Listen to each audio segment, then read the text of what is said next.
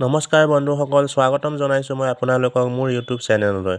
আজি আমি ডিছকাছ কৰিম হবিজ নামৰ চেপ্টাৰটো পাৰ্ট 2, অৰ্থাৎ পাৰ্ট 1টো মই আপোনালোকক আগতে বুজালোঁ আৰু এতিয়া পাৰ্ট 2, অৰ্থাৎ আমি প্ৰথম দিনাখন অৰ্থাৎ পাৰ্ট 1 ভিডিঅ'টোত ইয়াৰ পৰা ইয়ালৈকে বুজালোঁ আৰু আজি আমি ষ্টাৰ্ট কৰিম ইয়াৰ পৰা ইয়ালৈকে।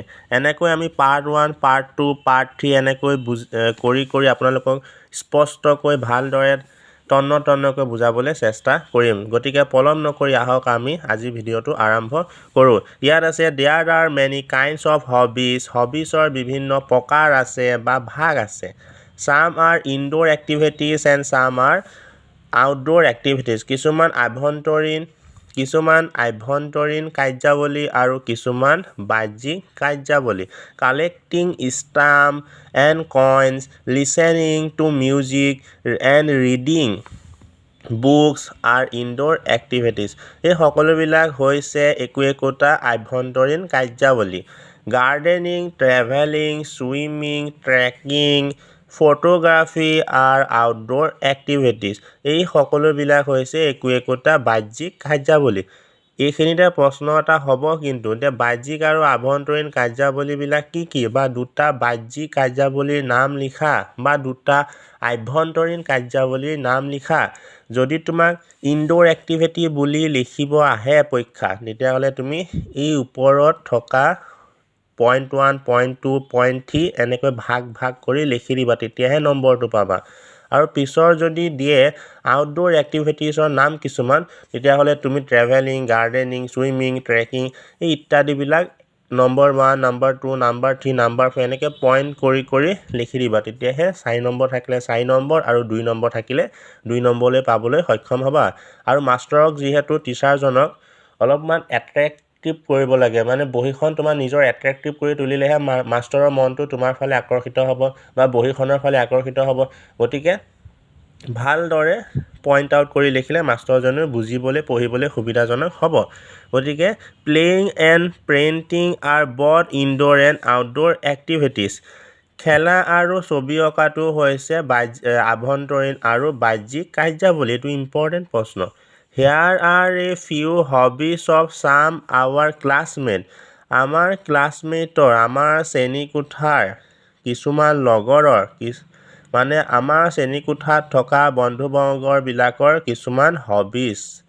আমাৰ শ্ৰেণীকোঠাত থকা লগৰীয়াবিলাকে কিনো কৰি ভাল পায় সেই বিষয়ে আমি ইয়াত আলোচনা কৰিম। ইয়াত আছে আই লাভ টু ছিং। মই গান গাই ভাল পাওঁ। Singing is my hobby. Singing হৈছে মোৰ হবি। আই লাভ ছিংগিং বৰগীত। মই বৰগীত গাই ভাল পাওঁ। আই অলছ' লাভ লিচেনিং টু ক্লাছিকেল মিউজিক। ইয়াৰ উপৰিও মই ক্লাছিকেল যিবিলাক গানবিলাক শুনি মই বৰ ভাল পাওঁ। এভৰি মৰ্ণিং আই প্ৰেক্টিছ ছিংগিং। প্ৰত্যেক ৰাতিপুৱাই মই গান গোৱাৰ অভ্যাস মানে প্ৰেক্টিছ কৰোঁ। I like to take out my harmonium and play tune on it. আৰু মই মোৰ হাৰমনিয়ামখন লৈ বহুত ভাল পাওঁ। এইখন মানে হাৰমনিয়াম দেই, এইখনক হাৰমনিয়াম বুলি কোৱা হয়। আৰু প্ৰত্যেক ৰাতিপুৱা এইখন তাই এনেকৈ কিবাকিবি হাৰমনিয়ামখন যেনেকৈ বজাই তাই গুণগুণাবলৈ বা গান গাবলৈ বৰ ভাল পায়। It gives me a great joy. এইখনে মোক বহুতো আনন্দ দিয়ে। এই হাৰমনিয়াম বজাই গুণগুণাই থকাৰ যি কাৰ্য, এইটো তাইক বৰ আনন্দ দিয়ে। আই লাইক টু পেইণ্ট। মই ছবি আঁকি ভাল পাওঁ। এতিয়া এইজনৰ কথা কৈছে। ইয়াত কিন্তু কাৰ কথা ক'লে? এইগৰাকী ছোৱালীৰ নাম ক'লে। এই ছোৱালীগৰাকীয়ে গান গাই ভাল পায় আৰু ক্লাছিকেল মিউজিক শুনি ভাল পায়, লগতে হাৰমনিয়াম বজায়ো বৰ ভাল পায়। এতিয়া আমি ইয়াত পঢ়িম আই লাইক টু পেইণ্ট। মই ছবি আঁকি ভাল পাওঁ। এইগৰাকী নিতাই গান গাই ভাল পায়। এতিয়া আহিব ইৰফানৰ কথা, নিজৰ বন্ধুবৰ্গৰ কথাবিলাক আহিব। এতিয়া ইৰফান, আই লাইক টু পেইণ্ট। মই ছবি আঁকি ভাল পাওঁ। Painting is my hobby. Painting হৈছে মোৰ hobby. I use water colour in my painting. মই ৱাটাৰ কালাৰ মোৰ ছবিবোৰত ব্যৱহাৰ কৰোঁ। I always carry my art materials with me while visiting different places. যেতিয়া মই বিভিন্ন ঠাইলৈ ভ্ৰমণ কৰোঁ, অৰ্থাৎ মই যেতিয়াই য'লৈকে নাযাওঁ কিয় মই মোৰ লগত মোৰ পেইণ্টিং মেটেৰিয়েলবিলাক লগত ৰখাওঁ। I like to sit and paint landscape. মই বহিবলৈ ভাল পাওঁ আৰু বহাৰ লগতে এখন ধুনীয়া প্ৰাকৃতিক দৃশ্য আঁকিবলৈ চেষ্টা কৰোঁ বা মই আঁকো।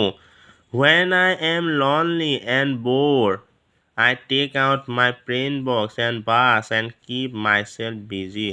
যেতিয়া মই অকলশৰীয়া হৈ পৰোঁ, যেতিয়া মোৰ এলাহ লাগে বেলেগ কাম কৰিবলৈ, তেতিয়া মই নিজৰ পেইণ্ট বক্সটো ছবি অঁকাৰ যি মেটেৰিয়েলবিলাক আছে যিবিলাক বস্তু আছে বস্তুবিলাক ওলাই লৈ পেলাই মই ছবি আঁকিবলৈ চেষ্টা কৰোঁ বা ছবি আঁকি থাকোঁ যাতে সময়টো পাৰ হয় আৰু মই নিজকে নিজে ব্যস্ত ৰখাব পাৰোঁ। I keep my painting carefully. মই মোৰ এইবিলাক ছবি আঁকাৰ যিবিলাক ছবি আঁকাৰ যিবিলাক পেইণ্টিংবিলাক থাকে নহয়, পেইণ্টিংবিলাক ভালদৰে সংৰক্ষণ কৰোঁ। এতিয়া ধৰি লওক মই প্ৰাকৃতিক দৃশ্য এটা আঁকিলোঁ, মই ভালকৈ তাক সাঁচি পেলাই ৰখাই দিলোঁ। আজি মই প্ৰাকৃতিক দৃশ্য আঁকিলোঁ, কালি মই এখন ধুনীয়া চাইকেল আঁকিলোঁ, পৰহিলৈ মই ধুনীয়া এটা ঘৰ আঁকিলোঁ, তাৰ পিছদিনাখন মই এটা আকৌ ধুনীয়া ডিজাইন আঁকিলোঁ। সেই সকলোবিলাক ডিজাইন বা সকলোবিলাক ছবি কাগজৰ হওক বা অন্য কিবা কাৰ্ডবৰ্ডৰে হওক মই ভালদৰে যতনেৰে সাঁচি ৰাখিবলৈ ভাল পাওঁ বা মই সাঁচি ৰাখোঁ। I have participate in different art competition and won prize. মই বিভিন্ন আৰ্ট কম্পিটিশ্যনত যোগদান কৰোঁ আৰু বিভিন্ন ধৰণৰ প্ৰাইজো জিকিবলৈ সক্ষম হওঁ। এতিয়া তোমালোকক মই আজি ইমানলৈকে পঢ়ালোঁ। যদি ইমানলৈকে পঢ়োৱাৰ ভিতৰত তোমালোকৰ কিবা ডাউট হয় বা বুজি পোৱাত অসুবিধা হয়, তেনেহ'লে অনুগ্ৰহ কৰি তোমালোকে কমেণ্ট বক্সত কমেণ্ট কৰি মোক জনাবলৈ নাপাহৰিবা। লগতে যদি তোমালোকৰ কিবা অসুবিধা থাকে বা কিবা চেপ্টাৰ তোমালোকক বুজি পোৱা নাই, যিকোনো ক্লাছ 5, 6, 7, 8, 9, 10, 11, 12 যিকোনো ছাবজেক্টৰ যিকোনো ক্লাছৰে নহওক কিয়, যদি তোমালোকৰ কিবা বুজিব লগা থাকে তোমালোকে কমেণ্ট বক্সত মোক ভিডিঅ' বনাবলৈ ক'ব পৰা। মই তোমালোকৰ অনুৰোধ ৰক্ষা কৰি এক উপযুক্ত ভিডিঅ'ৰ জৰিয়তে তোমাক সেই বস্তুটোৰ সেই বিষয়টোৰ প্ৰতি জ্ঞান প্ৰদান কৰিবলৈ চেষ্টা কৰিম। গতিকে আজি ভিডিঅ'টো ইমানতে থাকক। যদি ভিডিঅ'টো ভাল পাইছা তেনেহ'লে লাইক কৰিবা, শ্বেয়াৰ কৰিবা আৰু ছাবস্ক্ৰাইব কৰিবা। লগতে কমেণ্ট কৰিবলৈ নাপাহৰিবা। গতিকে আজি ভিডিঅ'টো ইমানতে থাকক। ধন্যবাদ।